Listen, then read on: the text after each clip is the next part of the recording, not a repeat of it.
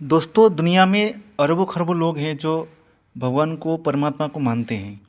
पूजा करना और आराधना करना उनकी एक आस्था की विषय है, जो कि भगवान को बहुत लोग मानते आए हैं और बहुत लोग उनको देख के पीछे पीछे से उनके हिसाब से ही मानने का काम कर रहे हैं। मुझे लगता है कि मानने के लिए किसी दक्षता की आपको ज़रूरत नहीं होगी। बहुत लोग जो है मानते हुए आ रहे हैं आज तक, और मैं भी पीछे पीछे मानना शुरू कर दूंगा। इसके लिए कुछ करने की ज़रूरत नहीं है।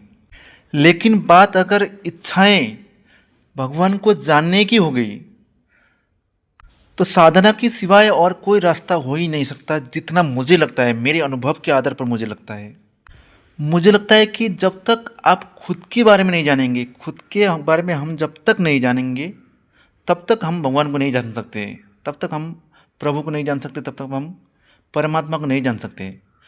परमात्मा को जानने का पहला जो सीढ़ी है वो खुद को जानना होता है।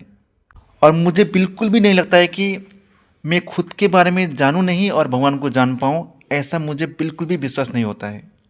और जो है, खुद को जानने के लिए ध्यान के सिवाय, मेडिटेशन के सिवाय और कोई रास्ता नहीं है, जितना तक मुझे लगता है। दुनिया में अलग अलग लोग पता नहीं क्या क्या बोल देते हैं, लेकिन बहुत दिन की साधना के पश्चात मुझे इतना तो पता चल गया कि अगर भगवान को जानना है, अगर परमात्मा को जानना है, उनकी शक्तियों को जानना है, तो हमें मेडिटेशन के सिवाय, ध्यान के सिवाय और कोई रास्ता है ही नहीं। क्योंकि मुझे नहीं लगता है कि भगवान किसी एक इंसान की तरह हैं। भगवान तो एक शक्ति की तरह मैं मानता हूँ, जो कि मंदिर के साथ साथ, मेरे घर के अंदर के साथ साथ, मेरे स्वयं शरीर के अंदर भी विराजमान है। बस ज़रूरत है तो उसको महसूस करने की।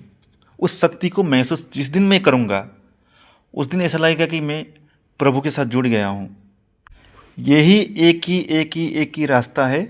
ध्यान ध्यान ध्यान ध्यान ध्यान, meditation meditation meditation meditation meditation. Thank you, धन्यवाद सभी को।